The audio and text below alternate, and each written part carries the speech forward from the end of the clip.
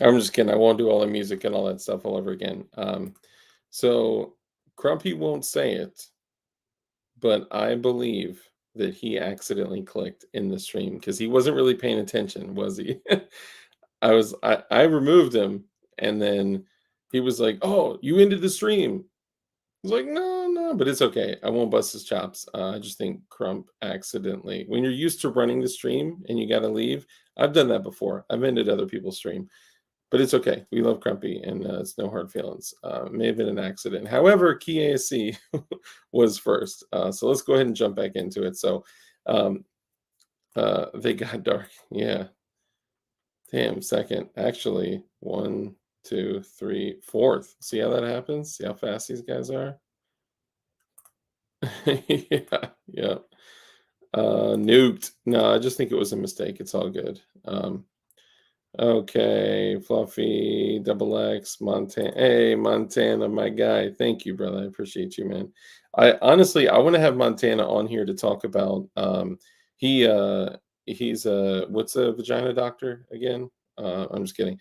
He has some knowledge in the medical field, and I would actually love to have Montana come on. And even if you don't come on with your face, just use your audio and talk. Whatever makes you more comfortable. I'd love to have you come on, talk about some of the medical stuff. I think that is super important when we look at preparation and preparedness in any facet. I think medical is something that is neglected heavily, and with all these people on Instagram shooting themselves in the D's and the B's, I think it's important to bet for real. A guy, no, he's not actually a guy. No, I'm just joking. But hey, Warsaw, Bob Silverback, what's up, Silverback? Also a Chinna member. Yeah, no, he told me about Sunday. I don't know if I can pull off Sunday, but I'll let you know for sure. Catch me in a baklava, balaklava. Yeah, no, Crump took me offline on purpose. I'm just kidding. I just think it was an accident. But either way, it's all good. So we're back. Teach us about man ponds. Yeah, yeah. I'm a gyno. Yeah, I've got lots of experience in that area too. I work in medical. Hold on. Red Dawn Ready, what's up, bro? I work in medical also, hence why I'm hesitant to make videos, but considering to go risky Krisky style soon. Do it up, man. I mean, look, we need the information and we need more voices out there. So like people say all the time, like, yo, Dark, like, I want to start a channel. Like, what do you think I should do? I think you should make a video or go live. Like, just do it. And people are like, well, if I just go live with no viewers, then nobody's gonna watch it. Yes, they will, right? I used to go live with less than 10 people in the chat, right? Now I'm starting with 30, 50 people in chat sometimes. Sometimes we'll have 50, 60, 70, 80 people in here just chilling, talking, few hundred views here and there. Like I think it's I think it's important. DLD After Dark, I don't think I can go. What do you mean? I mean, you don't have to think of it like this. You don't have to put out like who you are. You don't even have to have yourself out there. You can literally just like what I used to do in the beginning when we were doing videos. I would literally lay out a gun and I would just put the video on the gun and I would talk, and people would still be in there listening and talking and interacting. So you don't have to show yourself. I actually wish that I didn't show myself, that it wouldn't be about like me as an individual, that it would just be about the content, the conversation. And I think that's more important. But this whole social media thing where it all becomes about the individual. Come out in PLA. What's up, bro? Everything is about the individual, right? It's like it's not about me or Garantham or Brandon or Donut or whoever the more influential people are. It's about the message. And if we can tie more people together in a community to actually make progress together, bro, I'll take that all day. But the issue is that when you start to get big, you start to have money on the line. People start to do things like this professionally, and then they become celebrities, essentially. Like it was so so weird to be at SHOT Show and have people be like, "Yo, you're dark with DLD After Dark." Like, I joked, like, somebody had said something about being recognized, and I joked, I was like, "Yeah, people are gonna recognize me, right? My little ass channel." And the moment I got in there, I was recognized, and then a few other people recognized me. Mostly, I'm recognized by other content creators, though, right? And then when I went to IV88 and people were recognizing me, it was like, yo, did Eric of IV88 just recognize me, bro? This is weird. So it is weird. It's not natural. And we have this fascination with ourselves because we're built in this weird world of just super, super self centered, selfish, just everyone is self-centered and selfish. So um I would like to if I could go back and change it, I would, do whatever I could to get the focus off of me, like personally. um Gerchop, they will always recognize you, but you have to wear a shirt that says, yes, comma, I am Gerchop. You know what? I'm gonna make a Gerchop shirt. And I want to do a poll on what the shirt should be. Honestly, I think it would be hilarious if it just said either yes, I am Gerchop or Gerchop, Gerchop, Gerchop. Bro, Gerchop, what does your name even mean, bro? Can you tell us that? Can you please explain to me what Gerchop means? Also, because that would help for the shirt. But also, if I could, I'll leave it up to you guys. I'll let you guys kind of pick, but that would be hilarious. Just make it say Gerchop times three. I like that. Ooh, Gerchop essay. That's a good one. I think we should do it like Gerchop on the front, and then on the back put "Who even is you?" essay. What do you think? Is that good? Gerchop, Gerchop, Gerchop. Okay, I think it's a good one. Uh, so no, you did at one point, but not anymore. I could help you walk around that, work around that. I could help you work around the walk around. Need Guru Chop lore. Yes, we do. Absolutely. That's solid. Yes. Okay, so oh, hold on. By the way, Dark, I almost forgot to tell you December 12th and 13th. We're expecting injunctional relief soon, a permanent injunction in Illinois. Nice, man. That's what's up, man. I hope it goes through, dude. For real. Grow chop, grow chop, grow chop. Yes. Deal the after dark. Just okay. So there's a way around that, and I'll say it too because when people ask me like about starting channels, I think all of y'all should start channels because chances are people are going to listen to what you have to say, right? If you have enough knowledge and information on firearms, preparedness, homesteading, like remember, like dude, so many people here like have actual homesteads where like that's like my dream to be able to get enough land to be able to build a homestead. The prepping that I can do in a townhouse is limited, right? Like it's not preparedness and preparation is one thing. And I don't even like calling it that because really like and man, the man himself said it best. Dugan, I miss you, bro. He said that there's all this like negativity around, preparedness and living a life of preparedness and homesteading and all this. But once upon a time, what people call prepping nowadays was just living, right? Is it not smart to make sure that you can, provide for your families? Is it not smart to, salt your meat because you don't have refrigeration? Is it not smart to have chickens to literally just give you eggs? Because guess what? Oh, whoops. Because guess what? Water falls from the sky and food grows from the ground. Like God has built this world for you to and on the inside of my bicep it says the Lord will provide. That's one of my things. I believe that, right? Like the Lord will provide no matter what. But us pesky humans have destroyed the world that we're in right now. I'm sorry. I'll shut up. Gerchop merch shop. Dude, come on, PLA. You're so witty. Gerchop's merch shop. Dude, say that 3 times fast. That's impossible. Okay, so let's get back to it. So let's see. Let me see what I miss here. God feeds the crows, bro. Yeah. Um, Bourbon operator, what's up, fam? Good to see you.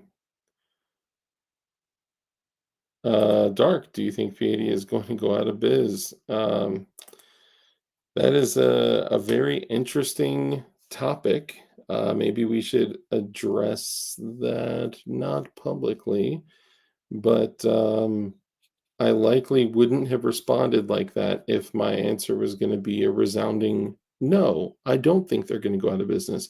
I think they're probably at the most difficult crossroads of their existence currently.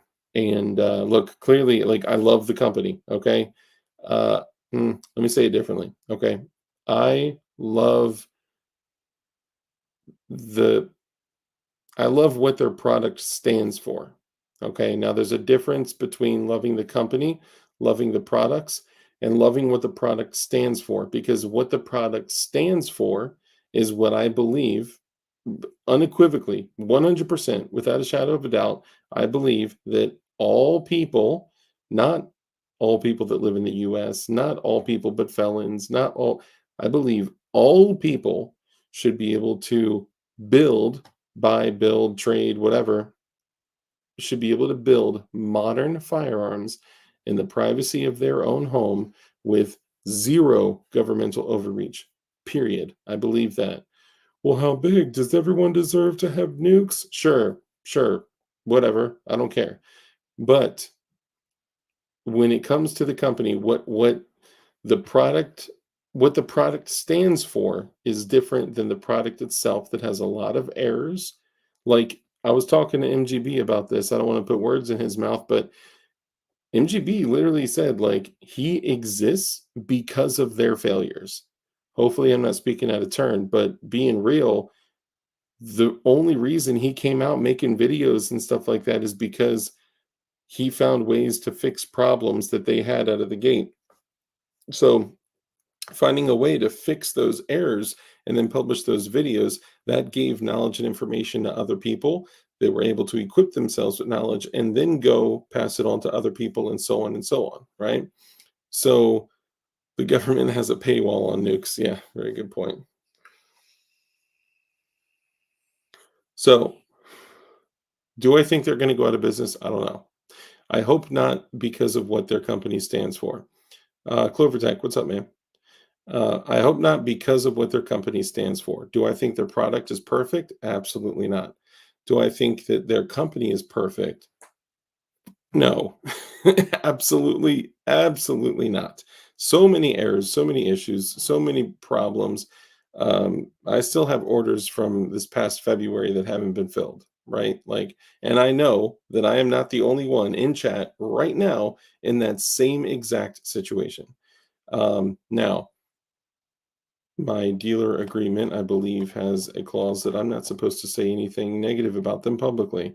So I am just sharing observations that I've made in the past. Being that I am a Polymer 80 dealer, I would say this. I have had tremendous challenges as a builder with their frames. We have found ways to work around it. There are improvements. There are things you can do. The company themselves, I think they have a lot of broken systems that don't work. I think they treat their dealers like shit. I think they're I think there may be stuff that comes out in the near future about them maybe trying to shift liability towards their dealers and vendors. I should shut up right now. I should shut my mouth right now. But anyway, um, great to have you guys back here. Sorry we got disconnected. The government would rather arm terrorists. They literally do than their own people. Because look, um, if they have not learned by now, when they arm terrorists, the terrorists come back, right?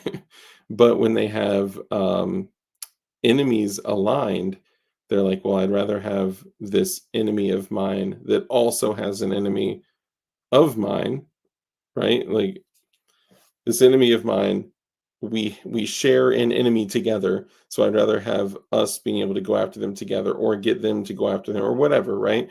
And like they don't think that they're going to keep that equipment to come back at them later, which has always happened in the history of forever, right? Jackson, what's up, brother? Good to see you, man. DLD, this is nothing new on business. No, of course not. No, that's and it's not. Their challenges have brought them to the point. Going back to Paul Brady, their challenges are what's brought them back to the point that they're at right now, right? Um, P80 nuke, nuke the live part two. No, don't nuke it. Don't nuke it. They're always doing something.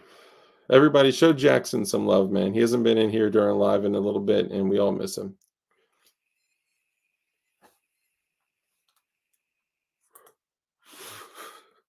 Yes, they probably are. That's true. All the Toyotas are dope. They're gangster. Um, some have been paid for, yeah. The orders that I'm referring to have not been paid for. So, as a dealer, you place an order, and then they charge you when the order is shipped. I haven't placed an order in a very long time, and the orders that I did place, I made sure that they were in stock. So, no, if they owe me money, bro, I'd be going after that. I'd be chasing them for sure. Forerunners are dope, man. I would rock a Forerunner all day. Um, oh man, I appreciate you, bro. Thank you, man. I'm just a dude playing a dude disguised as another dude. Um, yes, yes. Arm them. More like create whole terrorist groups to fight wars for decades. Yes, absolutely. They create terrorist networks. They introduce them to other people. They arm both groups. They give them training. Give them training and give them literally military aircraft. And I mean, there is no whatever. They just hate us. Okay, they hate us. Yeah, behind every blade of grass, my ass. Um, I mean, look, yes, we'll have a rifle behind every blade of grass, right? And all that stuff. Yeah, that's great. But lead on steel, DLD After Dark got a brand new inbox Spectre frame still. Should I build it out or keep it as a collectible? Look, you don't want that Spectre frame. Just send that over here. Look, I'll tell you this. I know a place that you can send it to. I'm just kidding. I'm just joking. No, like all jokes aside, I would keep it. I wouldn't build it out. Here's why. Because one, you're probably not going to come across many more in the future. If you do, they're going to be stupid expensive. And the ergonomics of the frame and the issues that frame had, it would be worth more to you undrilled, in my opinion. Like, I kept trying to buy one from one of my boys, and he said yes a couple times, but then we never actually did the transaction. So anyway, I'm sitting here like, damn, like I wish I got that thing. Um, but I wasn't going to drill it. I don't think I could bring myself to drill it. And when I got that Strike 80, do you know how difficult it was to actually bring myself to drill that Strike 80? It was the only one I had, and not only was it a Strike 80, but I sent the Strike 80 to Arcane Tactical to get a crazy like $350 Cerakote job on it to be sent back. And I'm looking at this, just a regular strike frame sells for 3, 4, 5, 600 bucks. I mean, it's crazy. People will pay whatever they'll pay for it, right? And then you add a $350 paint job on it. It's like, oh, do I want to build this? Do I want to drill holes in it? But I had to. Like I could not do it. So I did build that one. That one was super dope. Love it. It's one of my favorite builds in my collection. But I mean, I've carried it a couple times, and I've shot it a little. But I don't know. When it comes to like the guns that I like more bare functional things, right? So like my everyday carry, even though I have like literally almost 40 Glocks, it's gotten a little crazy. My go-tos are like OEM Glocks with like a red dot on it, or like my 19X, or typically my EDC is a 43X with nothing on it. No red dot, just straight up iron sights, and a 20+1 mag, the Shield Arms mag, because my Shield Arms mags work, and I've never had issues with them. Um, when I'm carrying like a 19 size gun, I'll carry a 19 sometimes with just regular sights, no dot. Sometimes I'll carry one with a dot, right? Like that one right there is a Gen 5, super gorgeous gray and chromish, stainless-ish slide with an RMR on it. That thing, jeez, everything's backwards. This thing is sick. I love it, but I'll carry that. I'll carry my OEM Gen 5s, my OEM Gen 3s, but I don't know, the super Gucci ones with all the, I don't know. It's just like that stuff that like you keep in the collection and shoot a little, make sure they work, and then make sure they hit that threshold of like carry requirement.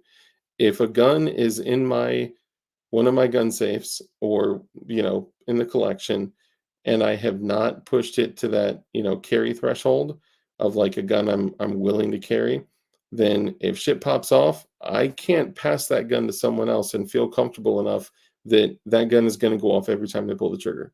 So some of my guns, like I haven't taken the Glock 40 out, the Glock 40 build that I did. I want to do that. I just started building my gun wall today. It holds 14 rifles. That is epic. That's what I need, man. DLD After Dark, thanks for the honest answer. Absolutely. Yeah, I would be the same way with that Strike 80 as well. Yeah, dude, it was tough, man. I'm not gonna lie. I even did a video on it. Like, I was being all silly and emotional. Like, I don't know how I can do it. I can't bring myself to drill this frame. I was whack. CASHAPP, a tomahawk is a razor blade melted into a toothbrush handle. If you didn't know. Oh, no candy bars. Yo, if you need a candy bar, your boy's got one on deck. Okay. And no, this is not a KCI magazine. It just says KCI on it because it looks like a candy bar.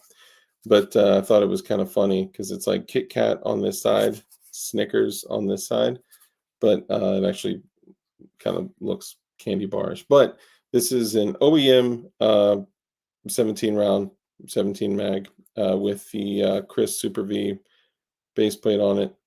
I guess that's what you would call it, right? Vector, Chris Vector, Super V, whatever. Y'all know what I'm saying. Anyway, moving along. Let's see. DLD After Dark. I do think the 48 shoots quite a bit better than the 43X. Agree. Sold my 43X and had all the shield mags for another macro. Macro? For sold my 43X and had all the shield mags for another macro. But if I kept it, I wanted that PMM comp on the 43X. Yeah, I got a 48 as well. I like it, but I didn't shoot that thing for the longest time. Um, I don't know. I mean, I like it. I just one of the things I noticed is when I carry my 43X, I can carry 21 rounds in that thing. It in dress clothes, it totally disappears, right? No one sees it. No one, like, it's not an issue, right? But the funny thing is for some reason when I carry the 48, because it's got that extra like close to an inch on the muzzle, it just looks like I have like a little boner, like a little pecker boner, just like poking out. So I think like my 43X is like the perfect size. And when I do throw the 48 in my waistband, it just looks like I have like a little baby erection pointed out. It's hilarious. And I was always wondering, like, do other people see these bulges like this, bro? Okay, so hold on. So I'm currently actually waiting on another holster from North Coast Tactical right now. I'm getting another tuck, and I'm getting another tuck for a 19 with a TLR1 with a red dot with the whole shebang, right? But for EDC of the same thing, this holster by JM Tactical. Let me set this down. This holster by JM Tactical, it probably looks boomeristic, sloppy, and whatever, but this thing holds your load super low. Okay, this can hold an OEM 19 with a red dot with a light, and it can do it with an OEM Glock 19 or a P80 19 or a Lone Wolf 19 or whatever. I can also throw the 48 in here with a TLR 7 sub. I can also throw a 17 with a TLR 7 in here. There's so much I can do with this because they made it, it can fit a threaded barrel, it can fit an optic, and it holds it super low. So that right there is the highest point that the gun goes, and the belt line goes right there. So the thing is down in your waistband, super low.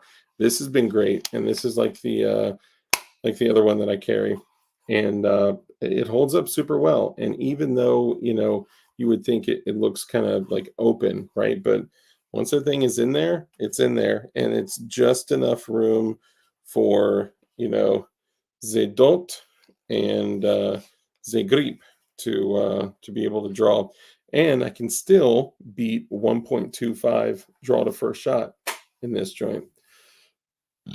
Sorry, I'm super behind on chat. Hold on.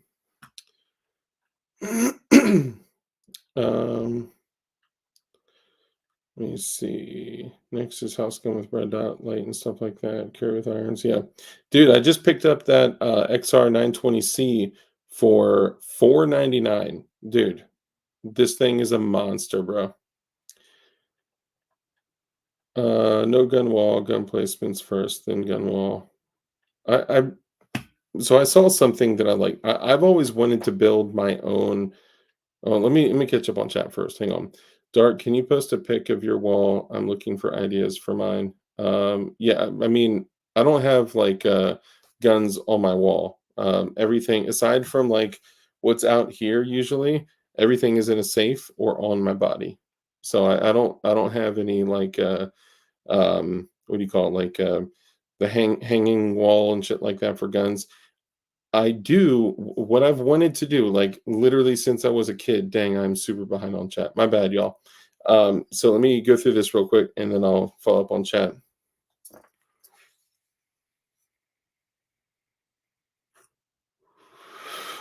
I've been thinking about getting a jizzle thupper dude. Hold on, what? I've been thinking about getting a jizzle super duty. That's probably a good idea to get a jizzle super duty. Actually, the term is Gisela Super Duty. Hopefully, that's what you're going for. DLD After Dark, do you think / know if +0 extension plates for G19, like the +0 EMP from Strike, would fit G44 mags? Not to add rounds, of course, but just to have an aesthetic appeal. I don't think they will. I am almost positive the floor plates, base plates are different, but I could be wrong, but I believe they're different. Take a look at your here. Let's do this right now. I know. Oh, here you go. 19 magazine. And it's an old style. Look at that bad boy. You got one notch, nothing else, baby. So, for those of you that I was talking about, and then remind me to tell you about the gun cage thing, because that's what I want to build. Okay. So, this is that tool I told you about, right? You pop this part up. This is the magazine removal tool. Who has ever struggled with these bad boys trying to get them out? I know, me too. So you pop that in there, push this against the base of the wall of the magazine, and then boom, that's it, right? Pull it up, and then you don't hold it down. You slide it back, and you shoot all the innards across the room. I'm just kidding. Put your thumb over it, hold it, and take it off, right? So what you want to do is look at your Glock 44, the 22 LR mags, and look to see if you got the two nubs. There you go. Nub number 1, nub number 2. Look if you have those nubs. If you have those nubs, then you can fit any aftermarket Glock floor plate, base plate on it. Sorry. And then put that bad boy back on. Then, boom, donezo. It makes super quick work if you ever need to work on your whatchamacallit, on your mags. Let's see. Night, Mikey.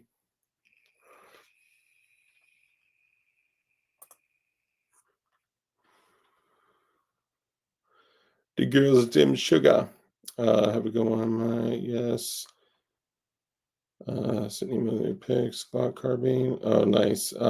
So I've had kind of I've been told about the Glock carbine coming out for a while, and I've got some I've had picks literally since like that first leak came out of a metric F ton of non-third hole semi-auto only Glock lowers since the first leak came out, but I was told not to say anything about it. Whoops. Hopefully that person isn't in here right now. I need to upgrade the trigger in my 320 also. You like the agency? Honestly, bro, I don't like the 320. And I know a lot of people aren't going to like that. I'm sorry. I just don't like the 320. I've tried to like it. I've tried. I built one, you know. That tool is sick. Thanks, man. I love the tool. So the tool I actually got on eBay like back in the day for like $11. This thing is money because get this. So not only do you have the punch, you have the magazine removal tool, you have a bottle opener, you have, wait for it, front sight tool with a magnet. So obviously those tools need to be magnetized. And then also on this side, if you look right there, that is the exact size for a striker assembly to push into to be able to use your third hand, to have a third hand to assemble your striker on this tool. Like, hold on. Let's take out this one.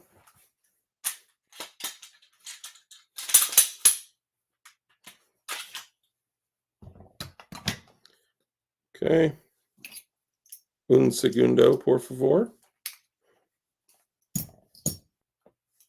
Oh, that one's stuck a little bit. Okay. So get this. So I haven't seen these tools together like this. I do. This is by NC Star, Vism, whatever. Terrible company. Well, not the best company. And there's only a few things that they make that I would actually truly use that I do use. But some stuff they came out with is dope. So see that area right there with that little recess? Check this. This fits in there. It's kind of a tight fit. You push it in and boom, literally holds it right there. So if I wanted to, I could hold it and even hold it in the air or against the table, pull this down, put the cups on there and all that, right? And you can use it to assemble your striker tool. It's the coolest thing in the world. But usually now they sell everything that's in this tool in two separate tools. I have not seen this ever, but think of things like eBay, Amazon, if you're into that kind of thing. You may find one of these that comes up. And if you ever see this tool anywhere, pick it up because being able, even if it literally, like, I know there's other ways you can just flip it around on whatever, there's other ways to do it, but being able to do all this and to be able to just, I can do it without it, but it's super cool just to be able to plop that thing in there and use it. And then also the magazine tool, the punch, the bottle opener, and the front sight tool. It's what I use. And this punch, bro, I have literally like I've staked castle nuts with it. I have you can see, yeah, that thing is bent bent and rebent into place, but it still works, man. It's steel and it goes all the way through. It's probably Chinesium steel, but you know, it works. Um, so you can also flip it around and you can use the rear of your slide too. But you know, I just personally like to use something other than my slide. So that's a little thing there. So if you ever see one of those tools pop up or somebody's, you know, selling one secondhand on eBay or at a yard sale or something, I would jump on that because this has been literally like the best Glock tool that I've ever had, ever.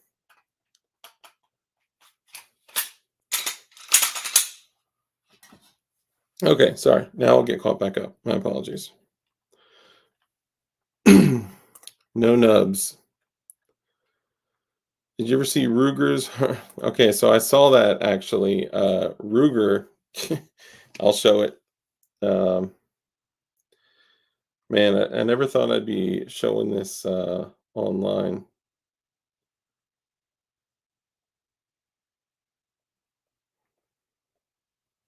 Oh, this was in my other chat. Hang on. Okay. So this is from Ruger. The hard R line from Ruger. I don't know what they were thinking. So this was from 2009. I'm pretty sure that there was some information out and about about the hard R. Like, bro, that's just a bad move here. Now, could this be made up? Absolutely. But bro, look, it's got the TM next to the hard R. I don't know. It could be a troll, but would I do I believe that they would do some stupid shit like that? Absolutely. No question. I don't know about Glock carbines. The Jackal is better.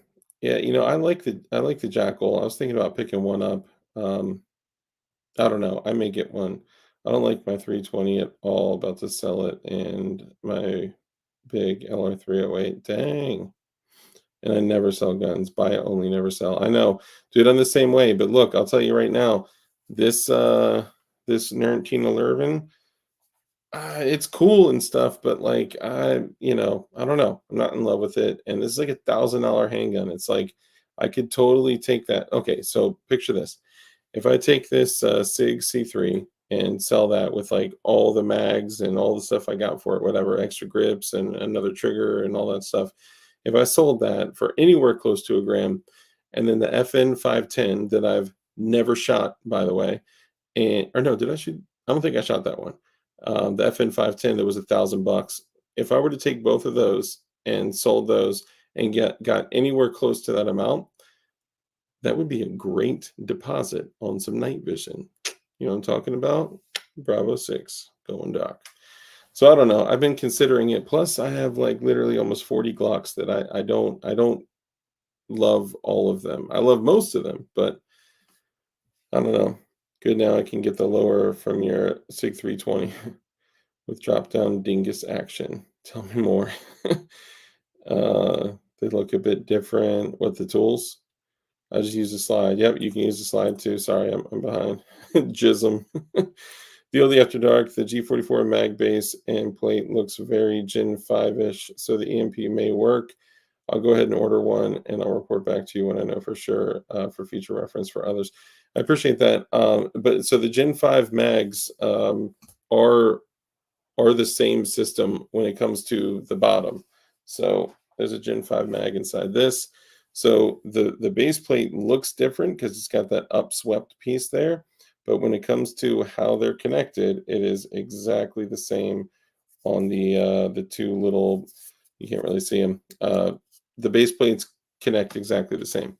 So hopefully it works. If not, it sucks because like the plus zero does almost nothing, but it does give you some weight to your magazine. So if you're like changing mags really quickly, you can get back, you can drop them quickly if you don't strip them out.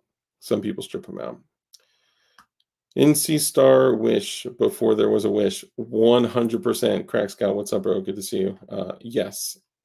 Chisholm, the mag and sight tool. Yeah. Go ahead, DLD After Dark. Show reassembling during the live. No, no, no, no. I didn't do that.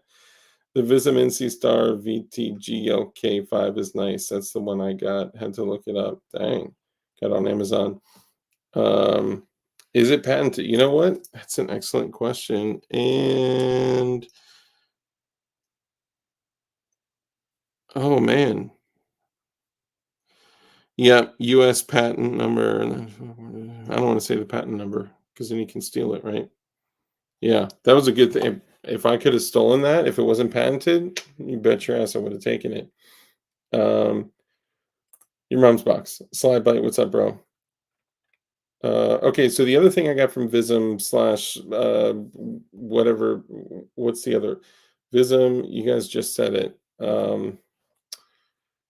Geez, NC Star, Vism, whatever, all that stuff is the Um, magazine wallet. Okay, so if you guys uh, constantly are moving guns and mags and ammo to and from like your car and all that shit, um, it's easier at times just to leave something in your vehicle that has magazines in it. That way, if you bring a rifle and one mag out to your car, you could still have some there for backup. Now, they do make companies make those ammo cans that have the lasered foam where you can just drop 15 loaded P mags in there and boom, you're ready to go. Just leave them in your trunk or whatever. However, in C Star for like under 15 bucks, they make this thing called a magazine wallet. And I mentioned this before several times. The isn't the 300 blackout pointless? No, it's not pointless. If it wasn't so ridiculously expensive, I would be a fan and I would actually have a 300 blackout. But I'll explain in a moment why I sold every 300 blackout that I owned. And I usually do not sell guns. Y'all know me. This is actually the first time in a long time that I've actually even discussed the idea of selling guns. Because usually I buy, keep, buy, keep, buy, keep, buy, keep. I learned my lesson on selling guns. Trust. Okay, so um, Vism, that's right, NC Star, the magazine wallet. Okay, so if you guys look it up, the magazine wallet is essentially like a small to medium size briefcase size nylon Cordura Velcro thing. I have one in the other room, but it's far away. Basically, what it is about the size of a small to medium like briefcase, right? It's Velcroed shut. It's got two carry handles on it, and it looks super like low key. No one would be like, "That's the gun thing," right? You basically unvelcro it, you open it up, and you can fit either 8 magazines, 8 AR magazines in it, right? Close it up, velcro it, keep it in your trunk or whatever. And there are straps inside, which they have single straps to fit P mags or AR mags, and then they have double straps to fit 9mm size mags or stick mags or Glock mags or Scorpion mags or whatever. So the way I have mine set up now is I have half AR magazines, and then the other half I have Scorpion and Glock mags. So I have 4 AR mags on one side, and then I have 4 Glock mags, the 33 round stick mags, and 4 Scorpion mags. So no matter what I grab and take out to my car, I'm going to have an ammo reserve back there, even if it's only 4 mags. And then whatever I have in the gun, if I have, another mag next to it, a 40 rounder or something like that. But this gives you the ability to have a little carry case where even if shit popped off, you threw your gun on you, tightened it up, necklace carry, running away, holding a briefcase. People be like, what is this dude doing? Not knowing that you're grabbing your ammo stash. AZ, what's up, bro? Good to see you. If you're going to use blackout, it's helpful if you do your own reloading. It's also helpful if you have a suppressor because I'm not saying it's pointless without a can, but the benefits of the subsonic 300 blackout, I mean, it is priceless with a suppressor. The reason 300 blackout exists is because prior to that, there was no AR-15 cartridge that would cycle the action that was subsonic. I know. Somebody out there just screamed, "That's not true." Trust me.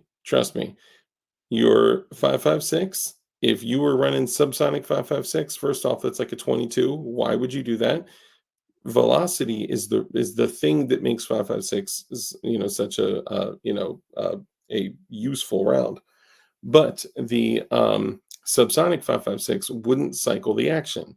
It just wouldn't do it. 7.62 by 39 is not subsonic, is not always subsonic. It was hard to get subsonic 7.62 by 39, and it doesn't always run the action. So 300 blackout was created, and that was created with pistol powders that burn faster with a standard pressure 220 grain projectile that is going to be subsonic. You're throwing a big 30 caliber bullet, and it's quiet as shit, and it runs the action. And you could just switch the magazine and run supersonic loads that could, get you out to, 1,000 yards. So is it useless? No. Can it be useless if you don't have a can, if you don't reload, if you don't, like I'm not a reloader, so I would be paying $1 plus per round, and I just don't want to do that. I also I used to have a Remington 700 and 300 blackout, and that was a cool deer gun. It was the Remington 700 AAC uh, collab or whatever. It was a dope Hogue over mold stock. I had a Nikon scope on that thing. That was dope. That was back when I don't think Nikon. I don't even know if they're in business anymore, but they certainly don't make scopes anymore. Probably only cameras and stuff. But that thing was dope with the suppressor on it, man. I shot my first deer with that gun, and just the thunk of the 300 blackout round just thwacking that deer was just so freaking cool. Um, 300 blackout was the result of a slight tweak to the 300 whisper, correct? Which was around for many years. This is also true. It was originally 300 whisper, and somebody didn't take out a patent on on the round. So I think it was AAC that jumped in and said, "Okay, we'll take that." But 300 whisper and 300 blackout are interchangeable. I don't think there's any difference between the two. I love 308, but if it's close range, why would you not prefer a 7-inch AR shooting the same size projectile? Yeah, I mean, look, I think that the 300 blackout is great. I just can't bring myself to, because of the amount of ammo I've stacked up in like 9 mil, 5.56, and I wanted to back in the day when I said, okay, I'm going to stick to the armory concept, and maybe that's something we could talk about too. The armory concept is, when you go to military, law enforcement, civilian, security, like anything like that, when they determine what guns they field, and the calibers and magazines, and they have standards, right? So I figured, okay, if I'm going to be doing this, then what I'm going to do is I'm going to create standards. The standards are, not for all my guns. Of course, I have fun guns and different calibers that take different magazines and all that. But if I'm going to be, wanting to have at least the option to help other people with loadouts, if shit popped off and stuff just went crazy, I could be like, here's a plate carrier, here's an AR, here are magazines, here's a Glock, here's magazines, here's a gun belt. Now you go be a badass on my behalf, and you watch, this side of whatever, wherever we're at, right? Here's a Baofeng radio. Here's the earpiece that comes with it that never works. Here's, I like the idea of having uniformity. So now, does that mean all of my guns fall into that category? No, absolutely not. But with that concept, if a gun goes down, you got parts. If you need to replace parts, you have those parts. If you need magazines or ammo or anything, it's all the same shit. So it just simplifies things. Now, at the time, I had I even had a 6.8 SPC that was dope. That was fun. I had a 300 blackout AR, a 300 blackout Remington 700 that was cool. But after a while, I was like, you know what? They were like, it was at the point where 300 blackout was like $2 a round, and it was just crazy. And I was like, I'm not doing this shit, because I'm trying to buy thousands and thousands and thousands of rounds. I'm not going to be dropping that much money on ammo. So yeah, absolutely. Dracos are awesome. I mean, there's some people would say that you could put together something similar in an AR style that is, able to be suppressed, that is lighter, more reliable. But it's just to each their own. The individual is going to make that choice. For me personally, I love my Draco. Would my Draco be the first thing that I grab? Probably not the first thing, but if I needed something small that I could tuck under a poncho, and I'm looking at, okay, do I take a sub gun? Like, do I take my MP5 Scorpion or Draco? If I need something with more punch, I'm going to grab the Draco. I also don't have a lot of, magazine carriers for AK mags. I used to run the HSGI tacos that you can throw an AK mag in, an AR mag in, an M1, M14, or whatever, anything you need. You could stretch that shit to fit anything. But yeah, I took those off. I moved to the S Tech setup, and honestly, those have been great. I'm impressed with them, but I'm going to try them out, and if they don't work, then I'll just take them off and go back to the HSGIs.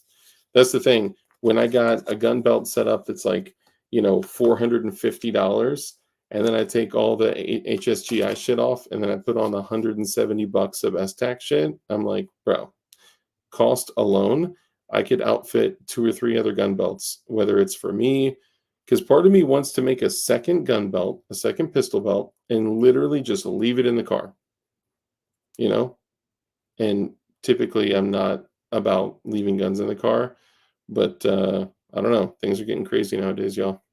Would you rather have the possibility of someone snatching a gun belt and a gun, or which, of course, that could happen? It's more likely to happen than you using it, but I don't know. Having that little bit of extra protection of like, yes, I got my carry gun, and that's good. I'll always have that with me. But being able to run to the trunk and throw a gun belt on if you need to, that's a solid benefit.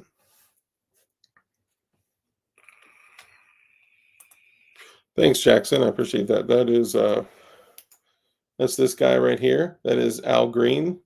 That is the 40 millimeter green Geisley Super Duty, and I put the Geisley 1-6 LPVO on it, and that thing is beautiful, man, beautiful. I waited probably 2 months to get the right one, and I was in the process of building the OD Green Geisley Super Duty, but thank you, I appreciate that. That is she's a bad mofo, and I have not fired one round out of her yet. I just recently got her, like, within the last week, and I'm gonna do a couple things, and my plan for 2 things: the Gauzy Super Duty and the Shadow Systems XR920C. I am going to take them to the range as I got them from the factory. I'm gonna change nothing, and I'm going to shoot them until they stop working. So I will shoot them to failure. If that's 1,000 rounds, 2,000, 5,000 rounds, 10,000 rounds, whatever it is. Now, Geisley actually says in their manual, basically shoot it to this point and then clean and maintain these parts. Shoot it to this point and then replace these parts at 7,000 rounds and 10,000 rounds. I don't think I'm going to do that. I'm just going to shoot it until the shit stops working. And then I'll clean and maintain it and then see how it goes. Bro, you ain't lying. The Bamboo is a literal game changer for all things 3D printing. This, once you get it set up, it is solid, solid. I've been working on a 3D print that takes the 320 FCU. Nice, that's what's up. Let's see, I missed a bunch of chat too, my bad.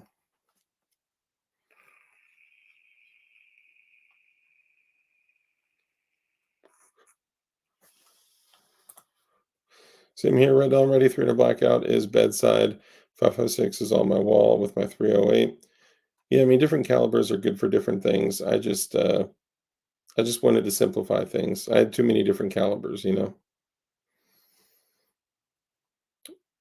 know. Homeless army, exactly. So being able to have uh, it sounds so bad, but honestly, like the army of homeless people, like, hey, would you like to eat? Okay, here's what I need. It's kind of like taking in a stray dog. You take care of them, you feed them, you give them a place to stay, and all of a sudden there's loyalty there, you know? They will kill you though. If it's down to the last piece of bread and it's either you eat or them and their child eats or something. Look, and this is why, like, I'm partially joking, right? But if you guys, for those that were not around when we read through the Selco's journey of over a year, I think it was like a year and a half, in A World Without Rule of Law. In I mentioned it earlier tonight. Um, Shit, where was it? Somebody remind me where it was. I think it starts with a B. Jeez. Man, I'm totally drawing a blank. But either way, it was. Oh my God, it's gonna come to me. Bosnia. Thank you, Jesus. Thank you. Oh, I can't keep saying took the Lord's name in vain. I'm sorry. And PCCs are good too, by the way, but they're different applications. So it was Bosnia. So he lived for over a year. It was like a year and a half in a world without rule of law, straight up like civil war. People were getting shot in the street, just walking down the street. They made this. This is kind of how interesting things are. Like people understand commerce. People understand buying, selling, and trading things, right? So during an SHTF scenario in Bosnia, they created this like market, this like shantytown market area, and they would have to walk there. But he never wanted to walk there one during the day because people would literally just wait for people to walk in with a backpack that are walking down the street, and they would just, and then as soon as they dropped, they would go take the backpack off of them, take their gear, take whatever they had. But I mean, he does not paint a pretty picture of what SHTF is. So, these people that are like, can we just escalate this thing? Can we just get it started? Can we kick it off? And first off, I enjoy air conditioning. Okay. Let me just lead with that. Okay. Two, I don't want killing people to be my full time job, survival to be my full time job. Of course, I'm willing to. I'm absolutely willing to die for what I believe in, no question at all. For anyone else that's been in recovery, the fact that I'm already beyond the age of 30 is like I've beat the odds. Okay, so I've already lived a full life when it comes to a junkie's mindset. Okay, that's all I'm saying.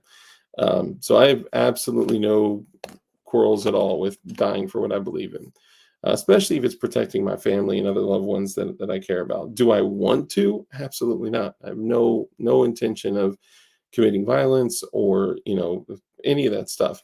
Would I? Yes, absolutely. I have no problem picking up my rifle. I just don't have a desire to. Um, the things that we all love, and you know what? Let's get back to kind of the preparedness aspect of this too, because we're going to have to cut it here shortly. Some things that people typically forget in their preparation, they're thinking of survival, like just scraping the edge of survival. And some of Selko's readings would say things like, the things that they missed during this time without rule of law, where they had to hide inside. You could only trust family, right? Because you and family members would literally starve together, right? If you got a piece of bread, you would share the piece of bread between the, two, three people that were sitting there starving.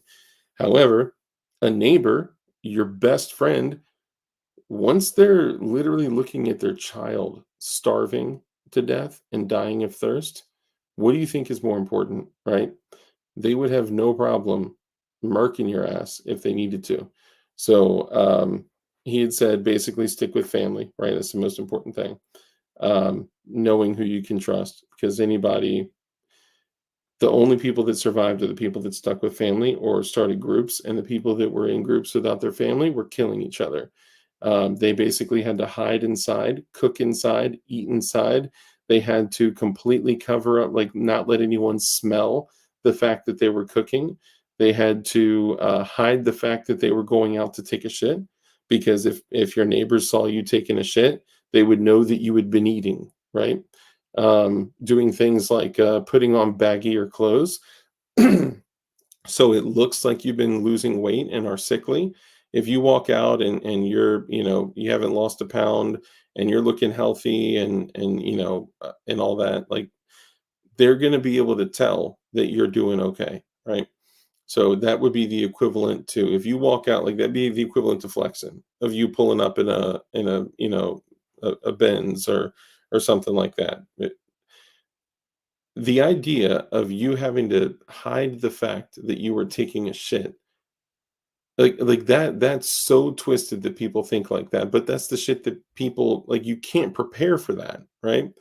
But he was also saying like things that people missed, right? Like coffee, right? Do you guys prep coffee in your gear? Do you throw coffee in there? Do you throw cookies for the kids, mac and cheese for the kids, like things that are morale boosters that may keep kids happy, may keep you happy.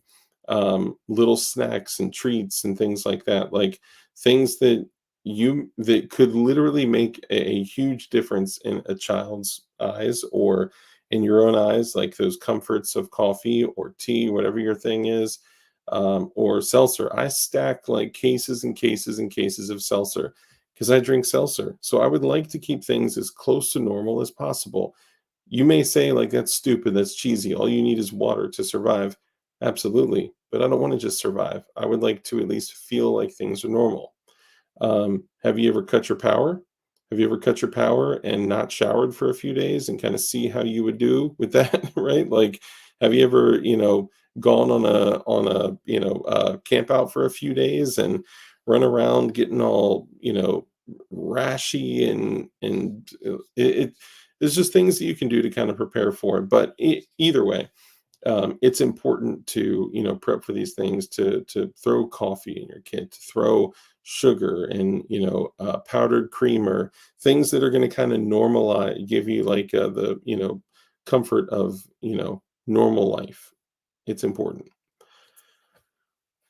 I prep Hella Cafe Bustelo now. That's what's up. Cigarettes too. Yep. Craig, what's up, Craig? By the way, good to see you. um yes, you guys know what's up. Belly fat flex, right? Isn't that crazy to think about that though? Store up that Insta coffee. It's fabulous. Yes. And here's the other thing. Here's a little trick. Starbucks coffee, Folgers coffee. Now, it used to be only Starbucks had these, but Starbucks had these little, I know Starbucks, right? But still, they had these little, like not pencil thin, but like the size of like two pencils, and they were just little packs. You could rip it, dump it out. It was like a little mylar bag. Those are great for prepping. And by the way, their expiration date, that's usually like a year or two away from when it's sold, it stays good for a long time. So I got a bunch of those, but then Folgers came out with some, so I grabbed some of those. But I'll literally go through and I'll use the stuff and then buy new ones, and I'll cycle through what I got. Um, Also, things like a glass of milk. Think about that. The world is falling apart. Everything is chaos. You're, fighting to stay alive, and you're able to pour your daughter a glass of milk. That's some incredible shit right there. So being able to get there's a in my little area back there, I got eggs, milk, sugar, literal like pounds of sugar, salt, spices, dude. If spices are super important, you don't want to just be eating some dry ass fucking meat with no flavor. Um, you can get the powdered eggs, powdered milk, powdered sugar, all from here. Let me show you.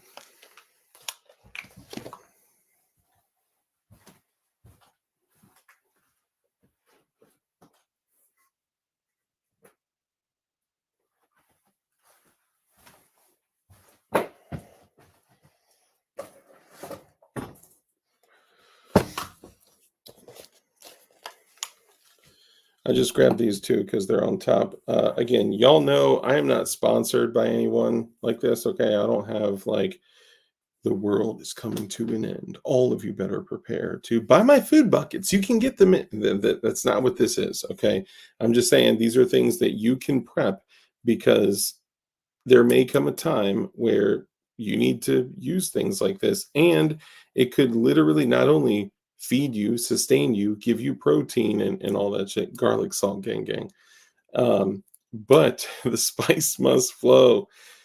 um, but this could literally give you normalcy. Eggs, right? So this is whole egg powder. Now, I believe when they say whole egg powder, they are dead ass serious. I think there may literally be shells ground into this, like all that shit. But either way, I don't care. This is going to give you protein, calcium, all sorts of vitamins and minerals and shit like that. And you could make your children, your wife, or your new boogaloo wife, a freaking, an omelet, right? So I think things like this are important too. Dark is trying to sell us dark esterone to increase our boner sizes. Yes. Don't you want that extra inch? Try my whole powdered eggs. Woo. Oh, ow. Here's another one. Buttermilk pancake mix. I got a bunch of whatchamacallit, that Bisquick and shit like that, downstairs in the pantry too. But this is important to have too, because if you could literally make pancakes for your family during a time of, difficult situations going on, this could provide you with normalcy. This could obviously it's going to sustain you too, right? These are just two that I grabbed off the top. So things like this are important, and there's deals. This shit goes on sale all the time, and it's cheap. It's inexpensive.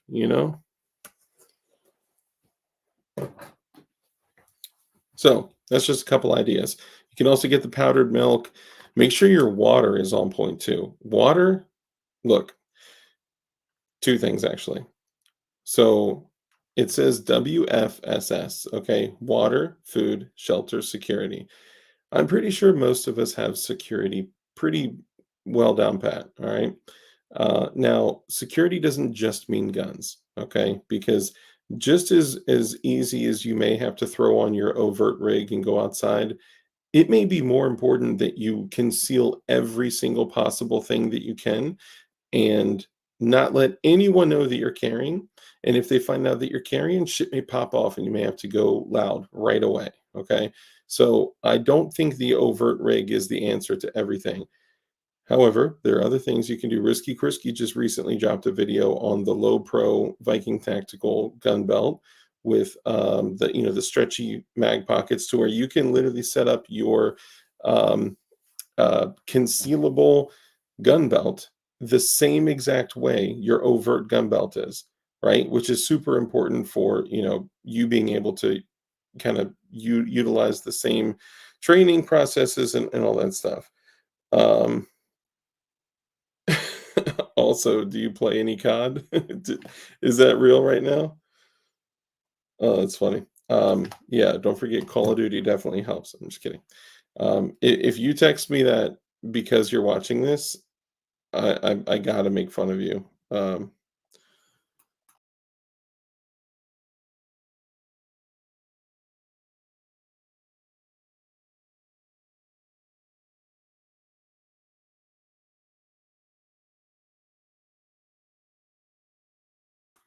I did not mean to do that. My apologies. Oh my goodness. Uh, Stash of Playboys. Yeah, whatever brings you back home, bro. Whatever brings you back home. Um, Open carry. Taco Syndicate, good to see you, bro. Open carry like a man. Yeah. Live life. What's up, bro? Good to see you. You can buy a 20-gallon barrel for $15 to store water in. Yep. In your yard, garage, basement. Yep. Absolutely. Water is the most important thing. Now, my first line of defense of water is a Brita filter and a Brita jug. Now, okay, that's cheesy, right? But that's the first thing I'm going to go to because it's in the fridge, whatever. Okay. Then I have literal like pallets of water in the garage. It is not ideal. Okay. But the cheapest way for me to stack water in my garage is with pallets of bottled water. Again, it's not ideal. You got plastic. They're probably putting all sorts of nasty shit in the plastic to try to kill us and all that. But it gives me water. Okay.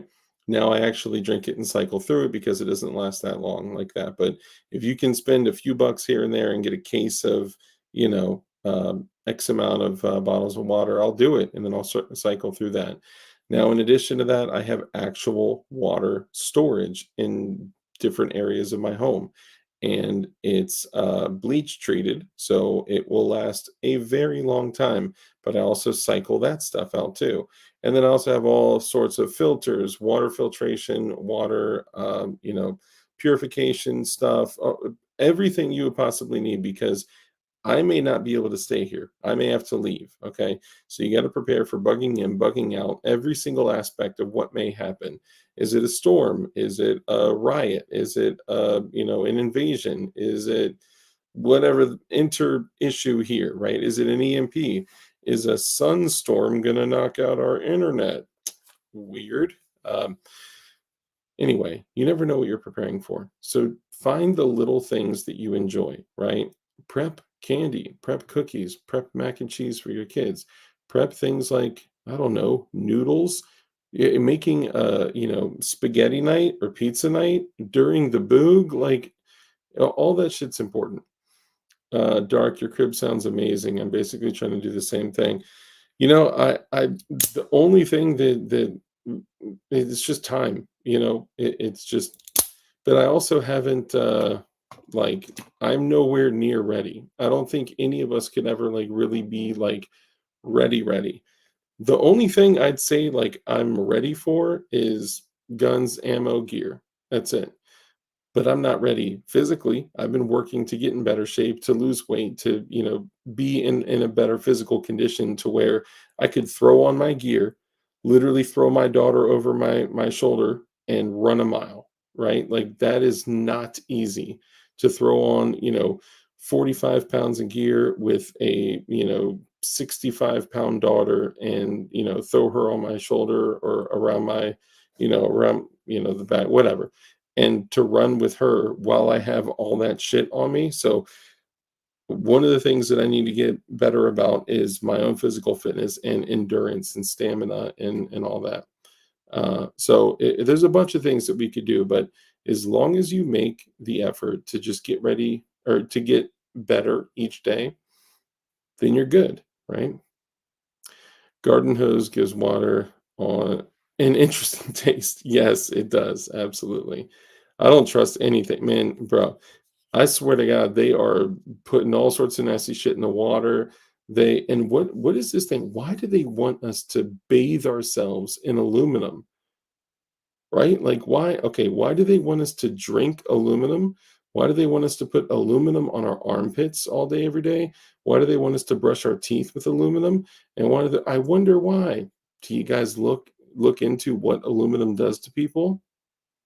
Makes them more docile. Interesting, right? Do you guys know what fluoride is and how our water has been fluoride treated constantly for the past like 70 years? Do you know why? Because the United States used to literally send toxic waste over to China. We would pay China millions of dollars to recycle our toxic waste from our aluminum runoff. It's fluoride. So finally, the United States said, hey, guys, we have great news. We are going to treat the water so that you guys don't get as many cavities. This is something good for you. It's something healthy, and it's something that will keep you and your kids from getting cavities. And anytime the government says, hey, guys, great news, I have something for you. It's good. It's a benefit. It's free. That's a problem. That is an absolute problem. Don't trust it. It's a trap. That's all I'm saying. Anyway, sorry, let me stop. Hey, P38 Wilberto. Great to see you, bro. Black Diamond Guns and Gear. What's up, fam? Good to see you. I was just thinking about you earlier. BT dubs. I haven't worn deodorant in years. I need to get away from deodorant, man. It's so bad. It literally plugging your body with aluminum in every orifice. It is terrible. Absolutely terrible. Clover, that's another good thing, like people with diabetes and asthma. Hold on, I missed that. Good thing I don't use deodorant. I'll just harvest deodorant for the aluminum so I can make explosives. Prepping is a long game. I've been prepping since 2017 and I'm still missing a couple things, but I'm ready. I'm ready if I need to be. Yeah, I would say I've been prepping lightly for 10 years. I've been prepping more heavily for about 5. And oh man, I don't know, like what is ready? You know what?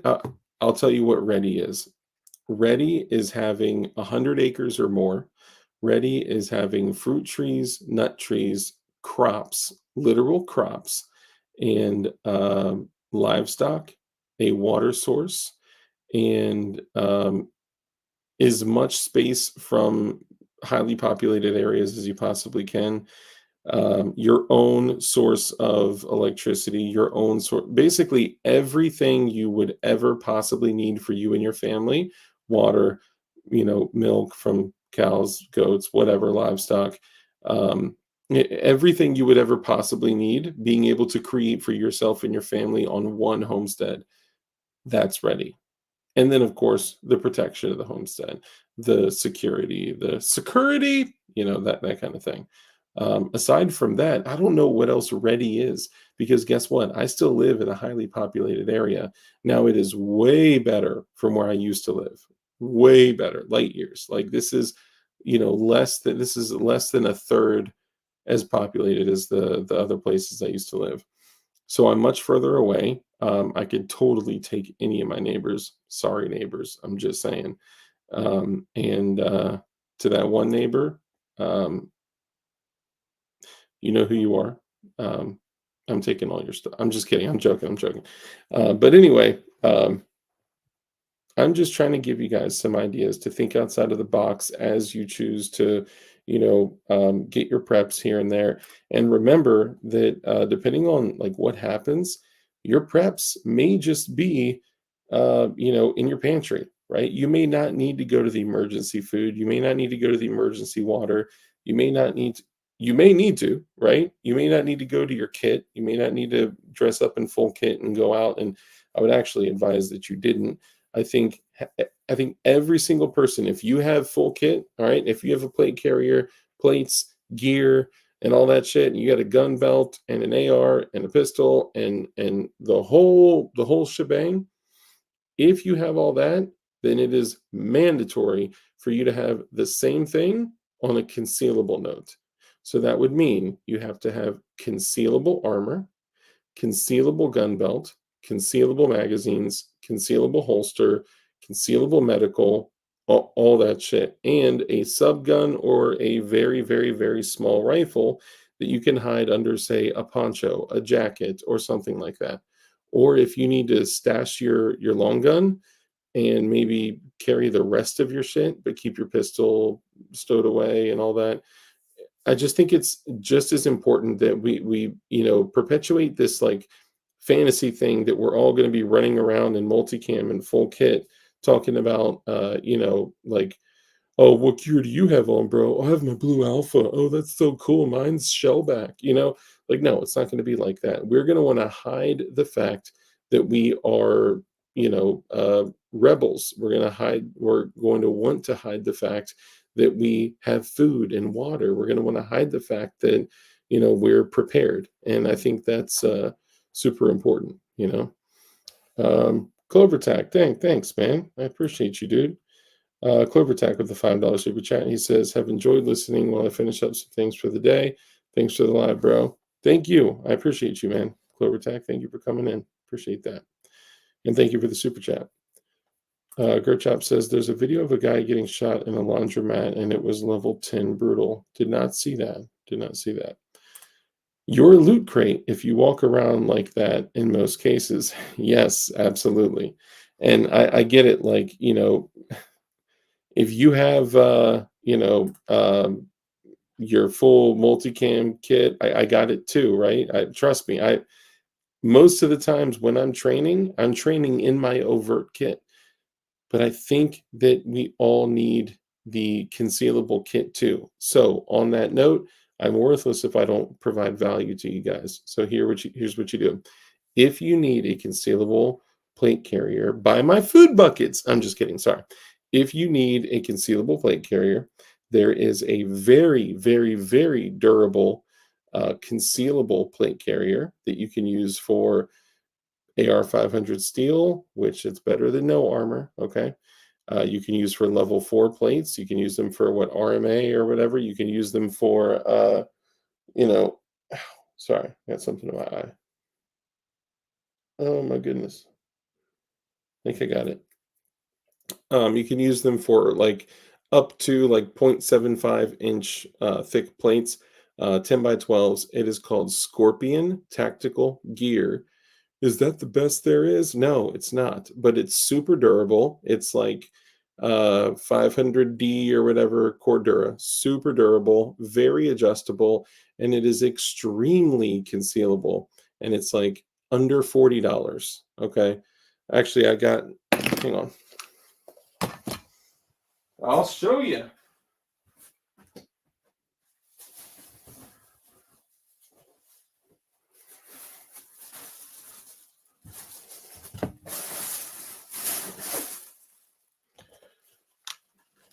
So this is one of my not currently fielded bags. Like this is stuff that I'm just not currently using, but you know, I will use and would use depending on the situation. Okay. All right. So here's a bunch of the high-speed gear stuff, multicam tourniquet, multicam double pistol, um, multicam AR and single pistol. Okay. And tampons for bullet wounds. I'm just kidding. Please don't ever use tampons for bullet wounds, y'all. Use hemostatic gauze that is designed for that, for wound plugging, okay? Ooh, this is currently partially fielded. That's the Ranger holster multicam. This is the SLS from Safariland. Love Safariland. Hold on, I'll find it.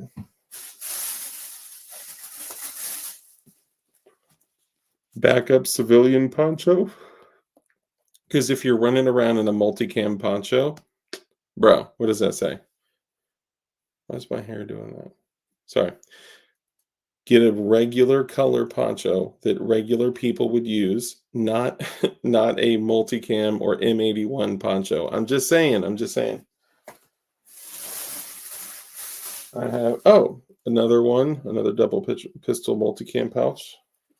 I don't know why that's in there.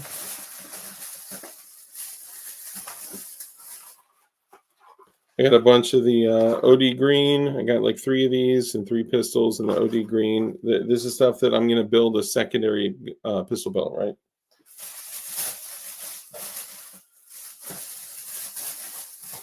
Okay, so when I'm talking about concealable armor, I think that if you're going to be wearing concealable armor, you can definitely wear concealable level 3A. Like get a used level 3A vest on eBay for super cheap. I got mine for under $200 and it's relatively new, relatively recently expired. Don't care. I still use it, but I use it behind my level 4 plates. So I have my level 4 plates in my overt rig, and then I have the level 3A armor behind it, right? And then I have the 3A armor in the cummerbund too, double stacked. But for concealable armor, if you can, you don't want to use just 10 by 12 level 3A plates. If that's all you got, if that's all you can afford, all you can get your hands on, still better than nothing. Always remember that. But I have a black one that is ideal because it is very concealable. But I also got this one, which is multicam, because at the time they were 35 bucks. Super easy to just fold up. Sorry, to just fold up, throw it in a bag or whatever, right? But this is super adjustable. The plate section is adjustable. I don't think you can get 11 by 14s in here. You might be able to if there's dual buttons. I'll have to check. But this is extremely concealable armor. So if let's say you had an extra plate or an extra set of steel plates, throw them in here. You can literally throw on your steel plates with a hoodie and or a poncho or a jacket or whatever. The only thing, no matter what kind of armor you're wearing, soft armor, hard armor, like to stop rifle threats and things like that, you're always going to get the back pop. You're always going to have that pop which is an important thing for you to know if you're trying to look to see who else has armor on as well. You will always see that back pop where their shoulder blades are if someone is wearing armor on their back plates. Sometimes people lose the back plate and just keep the front plate because it's more concealable. Okay. But for like under $40, usually, I think this was like 35 bucks. It may be more now because of Biden inflation. But this is the Scorpion tactical gear, and it's under 40 bucks usually.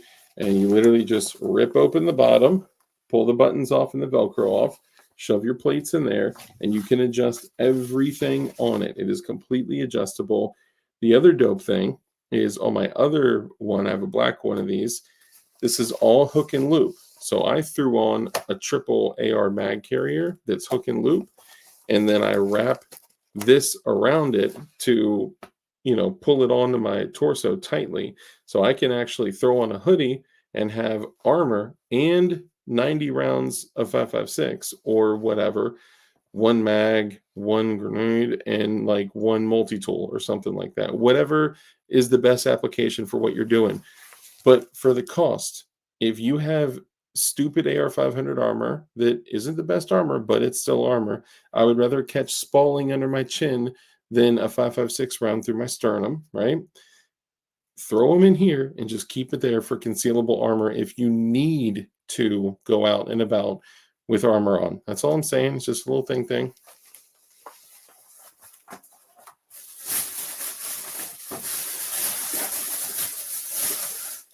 And also try to stay organized and keep all your gear together in one place, because if shit pops off, we all have like that room, like my gun room is just filled with shit everywhere, right? Ask anyone that's been in my house, Crump, Rich, Shooting Gallery, like all those guys. They've seen my gun room, okay? It's a disaster. Not really a disaster, but it's a mess, right? Know where your shit is. So even though like I got shit everywhere, that's the shit that I use every day for like DLD hardware in my business and all that stuff. Which, by the way, if you guys need jigs or anything, P80 related, go to DLD hardware. But if you were like, yo, I need 1,000 rounds in IML, I could literally go right there, grab it, pull it out, boom, 1,000 rounds in IML.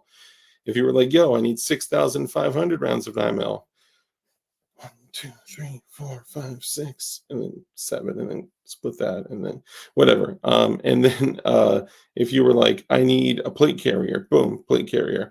I need rifle armor, I need pistol armor, I need whatever. It just having everything kind of situated where it's supposed to be. Yo, I need 7 gallons of water in a blue jerry can. Boom, right there, right? I need food, I need whatever. Just have all your shit as organized as possible. And remember, ponchos will be very important if the excrement hits the oscillation device. I have to look them up. Thanks for the tip. Need one ASAP? Heck yeah. I got steel on Spartan armor. Oh yeah. Yeah, I got the back in the day, I was telling everyone, so it was like $89.95 to get 2 level 3 steel plates from CATI Armor, the Come and Take It armor. The dope thing about it is that it was under $100. They're very, very well made, but they contour the steel like to actually fit the shape of a man's body. So on the bottom of your torso, it like stretches to the side where like like the love handle areas are. On the sides it kind of stretches to the side, and back here stretches to the side, and it's cut. Obviously it's got the swimmer's cut. It's 2023, everything should. So you can more easily shoulder a rifle. Also, if you have armor and you haven't shouldered your rifle with armor and done a lot of live fire, that's going to feel super weird too. I'm just saying. No more armor for me. I wore it in Iraq and hated the boob squish. That has to be tough. I could not imagine what that's like. That's going to be tough. Premier Body makes concealable armor. Nice. Awesome. Can't wait to see the pink camo rig you build for your daughter, DLD After Dark. I am tempted to get her like some 8x10s and set up like a little kit with a gas mask. Because also, gas masks, if you can go 3 days without water, 3 weeks without food, and 3 minutes without air, that is super important. By the way, incoming video on a particular type of, well, I'll just say on the Mira safety gas masks as well. Boob squish is greater than boob bullet. Boob squish or bullet boob? Which one? Poncho gang gang. Man, that would be a good shirt too.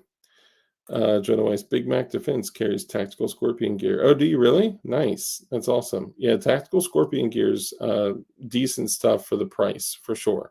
It's certainly not the top of the line stuff, okay? But it is. Oh, my bad. I didn't see this. I'm a dealer for them, DLD. Nice. He probably just went on and like filled out the dealer form like while we were talking about this. So he'd be like, "I'm a dealer." I'm just kidding.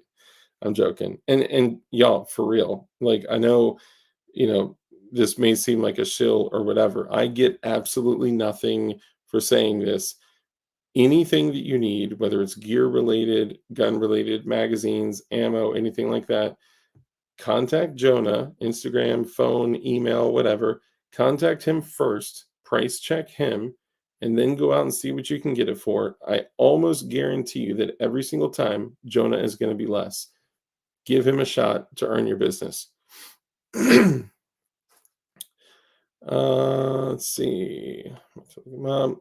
It's one thing to have stuff. It's another thing to have trained in it. Yes, 4 hours on end, and know what works your body and running high speed and under stress. Something seems good till you run them, bro. Until you run like gear in a class or a training event, or even just going out on your own, right? Like I remember when I got a new plate carrier, and my previous plate carrier I'd worn for at times 8, 10, 12, sometimes 16 hours a day. It became like part of my body. Like if someone else put it on, it would have felt weird. Like, why is it shaped like this? Even when I went to do like events, being funny, I threw on the plate carrier and stuff, and I would still wear it like literally for like 12 plus hours a day. When I went to one of the events at Oaks from like 8 to 10, 8 a.m. to 10 p.m., I wore my armor with Christmas lights woven through it, but and I also did a bunch of training events in it, and went to we had an outdoor range that we built. RIP, I miss that place so much. But anyway, that became like super comfortable to me. I had like worn down a pocket on the right shoulder side for shouldering rifles, and it kind of became like a part of me. Then I got a new shellback plate carrier, and it was so comfortable until I had to go run a training event. And I was like, man, I need to adjust everything about this. I did adjust it, and it's a lot better, but still, like, you're right. Until you run something like for real and figure out what works, what gear does not work, what setup doesn't work, what you think zip tying something to your gear is going to work. Nope. You think a Bayafang is going to work. It's so funny to see these dudes that grab like the best gear, but then they'll get like one Bayafang. I'm like, dude, that's like $20. Like, go get 5 of them, right? Because every time you bring a Bayafang to like a training event or something like that, you're going to break it. If a Bayafang gets wet, it's donezo. If you take one spill while you got a Bayafang on your gear, it's done.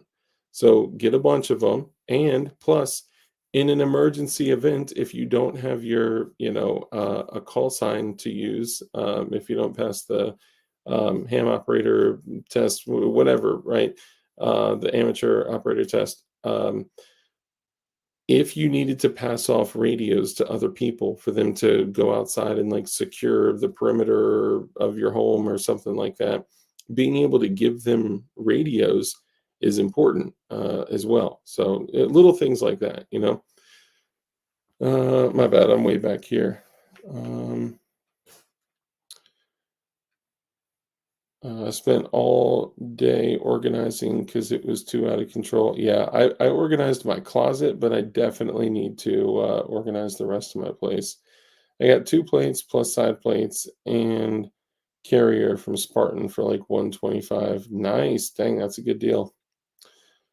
Big Mac Defense carries tactical Scorpion gear. They're local. Oh, nice. They're local. That's what's up. All armor is made in house. Dark, look into gas mask hoods for infants. Yo, so the gas masks they have for dogs is basically like a kid's playpen. I think that's so cool, but I'm almost positive that you need electricity to run it. So it may not be what's best. There you go. Boom. Look at that. Thank you, Kurt. I appreciate you, man. John Morgan, what's up, bro? I think there's a company making body armor designed for women so it doesn't smash the boobies. That's what's up. Touch DLD's like button. Have a good night. Thank you. I appreciate you, Ting Ting. I miss your name being Ting Ting, right? Because then I gotta call you Princess, and then it's weird when I call you Ting Ting, then everyone's looking at me. I'm just kidding. Rip Dango phone book armor, great for zombies and pistol rounds. Cheap too. Very good point. Know how to make armor. Or if you only have level 3A soft armor, know how to turn it into rifle armor. Well, how do you do that? Take some sheet metal, take some ceramic tile, take, I don't know, you could take, there's a few ways you could do this. So let's say you take level 3A 10 by 12 piece of armor, okay? And you put a sheet metal, ceramic tile, and then make sure the ceramic tile is the first thing that it hits because that needs to shatter the round. And then it needs to go through the sheet metal at least 16 gauge, well, somewhere between 20 and 16 gauge, whatever you can get your hands on. And then have it go through something like get like bamboo skewers and lay them out all vertical, then all horizontal or something like that. And then put another piece of sheet metal behind it. Then the Kevlar, the level 3 armor in the back. Boom. You just turned your pistol armor into rifle armor. Well, that sounds heavy. It is. So is rifle armor, but it'll potentially save your life. It's amazing what fails during real training. Absolutely. Got shot in the leg and was pulled by the handle, ripped off, then goes down like 7 inches and 3 sets of stitches. Dude, that grabbed me, hesitated, and he did. Hold on. What? One of the best things you can do to test your gear is to go to airsoft LARP events. Yep, with team medics, you won't get a better way to trash your gear. I have an AR 500 carrier. Got shot in the leg and was pulled by the handle. It ripped off. Things go down like 7 inches and 3 sets of stitches. Dude, that grabbed me, hesitated, and he died too. Oh, man. Prime armor code BDGG. Hell yeah. Thanks, man. Big Mac also carries Mira gas masks and the Avon gas masks. Nice. That's what's up. Gas mask for my goldfish. Dark, you hear about the manufacturing problem with NIJ certified armor failing? VSO covered it a few days ago. Okay, so for those of you that know about RMA, I assume you're talking about the situation with RMA plates. All right, let me address that, then we're going to wrap up. All right.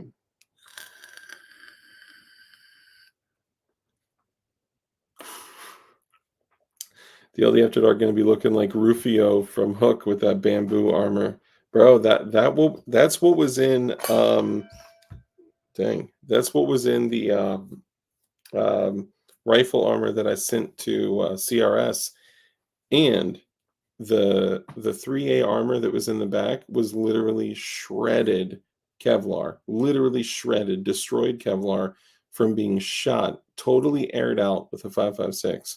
It was like literal like spools and scraps, and I just pushed all of it together and duct taped the shit out of it, and then I used this piece of foam that I literally found in the street, and then 2 pieces of I think like 16 or 18 gauge sheet metal and around the foam, and then the bamboo skewers, and then ceramic tile in the front.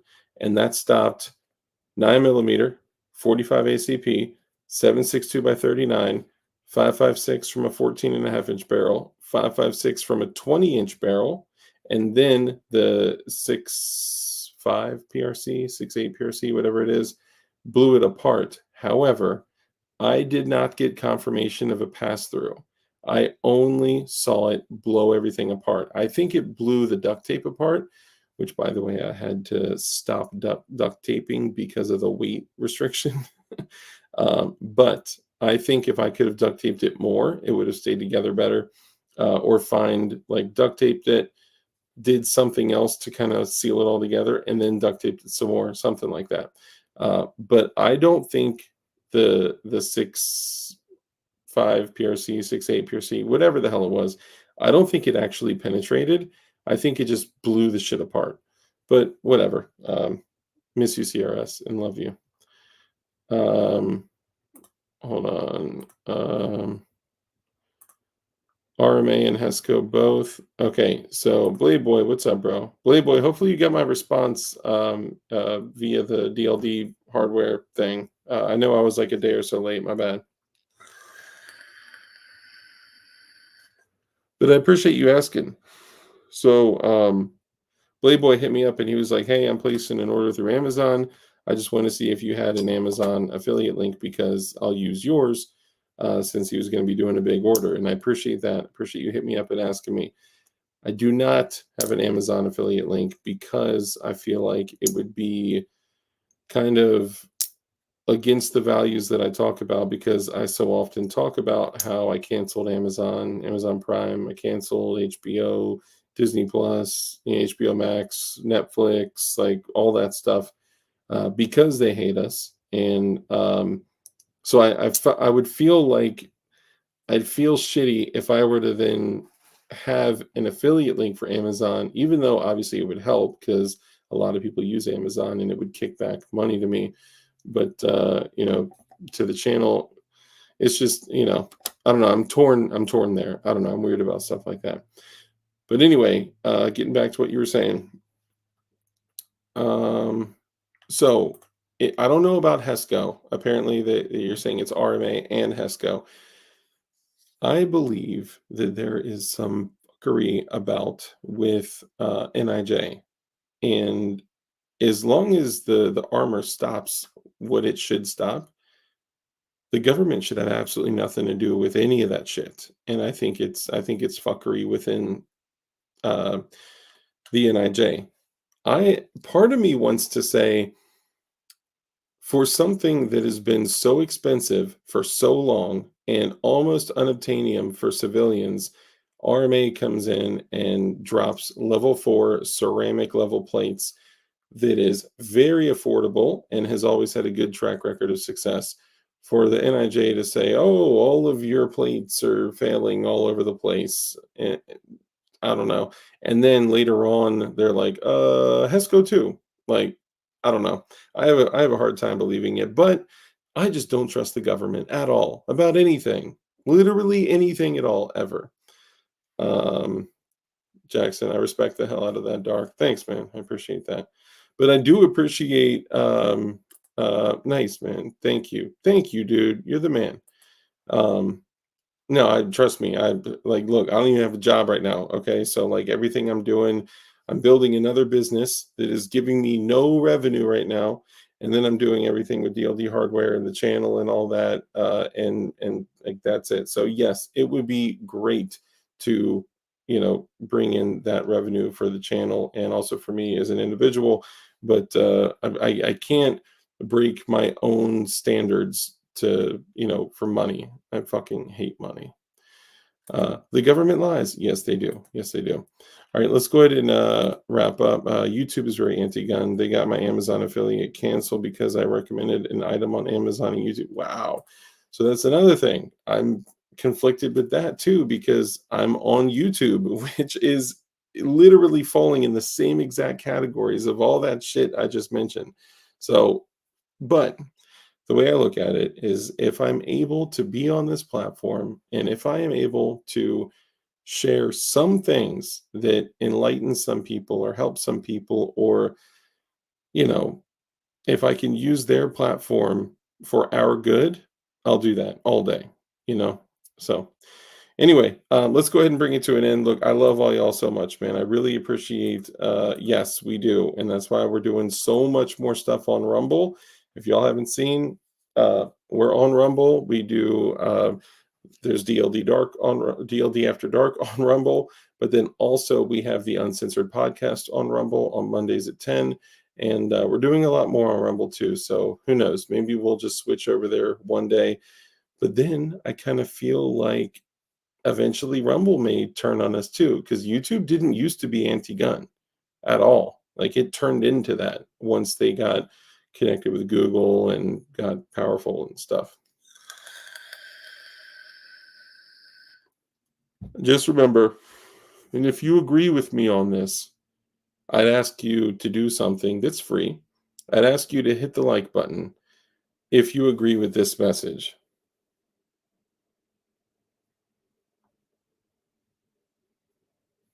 There you go. On that note, let's go ahead and wrap it all up. Look, I appreciate you guys so much for coming in and hanging out. And I'm sorry that the stream dropped and then I had to do another one. But again, I appreciate all y'all for real. And remember, let's support the companies that support us. Okay. Let's support Goombeam, right? Goombeam is constantly dropping the coolest stuff. Man, look at that beam. Goombeam is constantly dropping the coolest stuff for tactical flashlights that you can use on that's my vape. That's hilarious. You can use as handhelds or as your EDC pocket flashlight, low, medium, high, and also weapon mounted lights, pistol lights, all that stuff. So make sure that we support those companies. Goombeam also, where'd the other one go? Tac knives. If you're looking for super dope OTF knives, you can use code DARK. You get 20% off. That does support the channel, just so y'all know. Bam. Tac knives, baby. Look at that. And I think they had some special deal, was giving away knives and stuff like that. But remember, if you use Tac Knives, and if you go to Tac Knives, if you use code DARK, you get 20% off, and that supports the channel as well. Also, Gideon Optics. If you use Gideon Optics, if you use code GLOWIES, you get 10% off, and you get free shipping. But it only helps the channel if you use the link in the description. So go through, look at those links. Also, if you guys are ever ordering anything from PSA, Brownells, Bear Creek Arsenal, Aero Precision, any of those places, I have links in, I just can't put them on this platform for reasons and stuff. But anyway, support the companies that support us, because like the only reason we can all coexist here is because we have a little community where we all support each other, and that's it. So in the end, remember this, y'all. Right now, I have never felt that this is more true. Right now is the time that you need to get right with your family. You need to get right with God, and whatever you have to do, right now is the time to get right with God. Okay, do whatever you have to do. Sorry, I thought I heard something.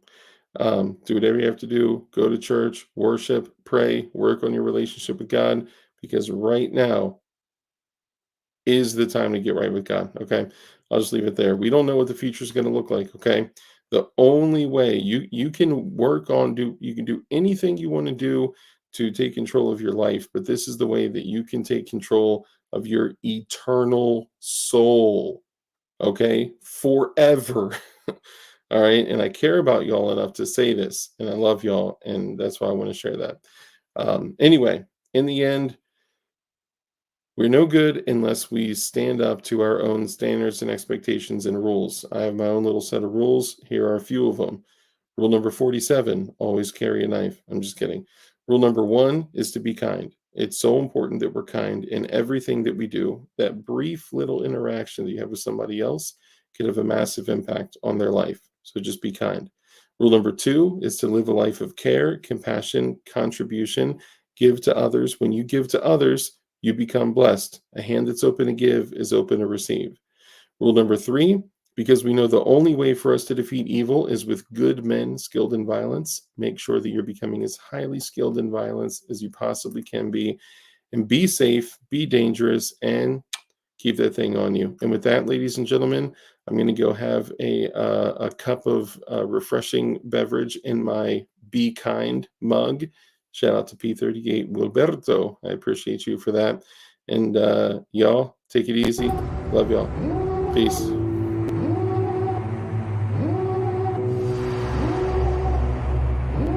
Devil in a red dress, call 911, I'm a killer. You know I hate to confess. Bang bang, got my hand on the trigger. The devil in a red dress, call 911, I'm a killer. You know I hate to confess. Bang bang, got my hand,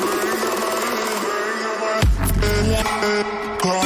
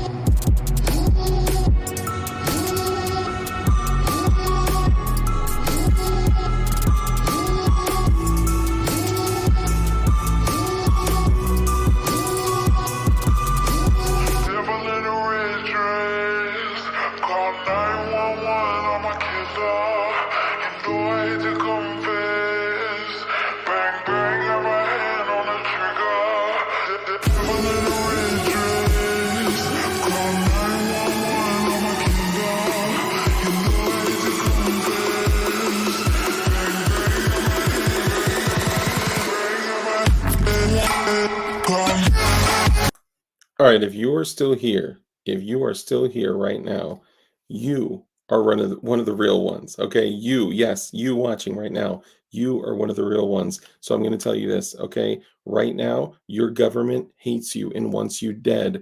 Act accordingly. Prepare. It's go time. Ladies.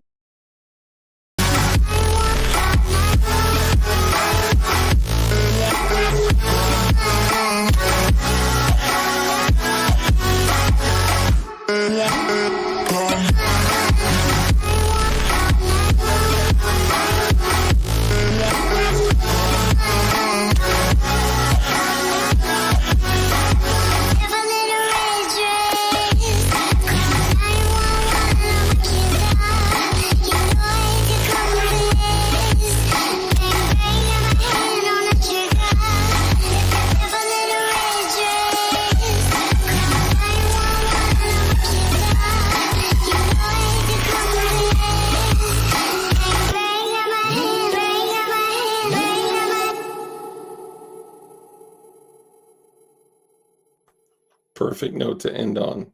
I hate them more.